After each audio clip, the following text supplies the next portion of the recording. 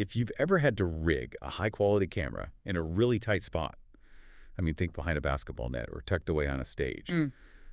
you know the pain. All the cables for power, for video, for control, it's a mess. So today we're doing a deep dive into the Datavideo BC-15CN. It's a 4K NDI-HX point-of-view camera.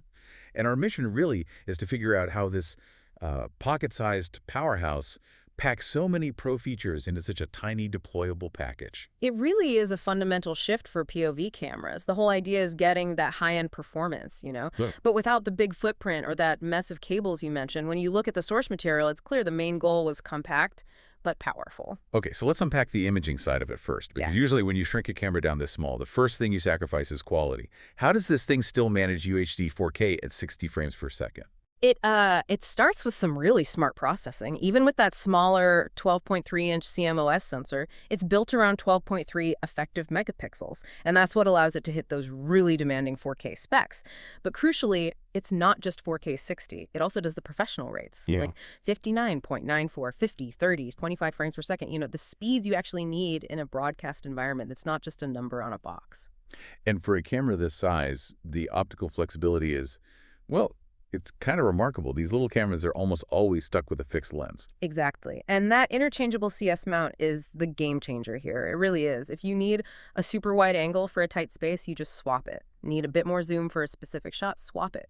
That customization plus the DC-IRS support, it gives an operator control over exposure and depth of field that you just don't find in this form factor. Right. And for bad lighting, it has WDR wide dynamic range and both 2D and 3D noise reduction to, clean up the image before it even goes out. Okay, so this brings us to what I think is the real story here, the network integration.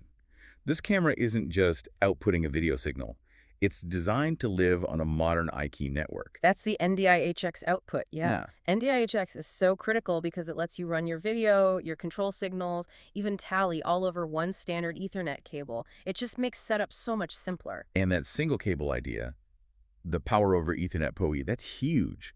It just totally cuts down on needing extra power outlets or those bulky wall warts everywhere. Oh, absolutely. It uses the standard IE 802.3 AF protocol, so one RJ45 cable can handle everything. You do still have a 12-volt input as a backup, just in case. That's smart. Yeah, and for getting the stream out to the world, it supports RTMPS and, critically, SRT. SRT is so important for reliability. Exactly. And make sure you have a high-quality stream, even if you're going over, the public internet, which can be pretty unreliable. Fantastic. Yeah. So we have this tiny camera. It weighs just 7.2 ounces, so less than half a pound. It's about 3 inches by 3 inches. But once you've got it mounted somewhere, how do you actually control it? The control is just as flexible as the physical setup. I mean, you can use the manual buttons on the back if you have to. But really, you're going to use DVI-P over RJ45, which plugs into Datavideo's whole ecosystem. Or you can use the View Assist app on a phone or tablet for quick tweaks. It's built to be controlled from the control room, not from the camera itself. And it has the little things, too, like a tally light. A dual color one, yep. Oh. So talent knows if they're on preview or live. And it has two 1420 mounting threads, one on top, one on the bottom, so you can pretty much rig it securely anywhere in any orientation. So let's bring this all together for you watching this. What we have here are truly high-end features, 4K 60p, interchangeable lenses, the simplicity of NDI-HX and PoE all jammed into this tiny, agile little box. This really isn't just another camera. It feels more like a tool for rethinking what's possible for live video in really complex spaces. It really is. It solves that complexity problem beautifully. But there's one more detail in the source material that takes this product beyond just typical broadcast use. It's noted as being TAA compliant. It adheres to the U.S. Trade Agreements Act. Right. And that compliance opens up doors to very specific regulated markets. So here's a thought to leave you with.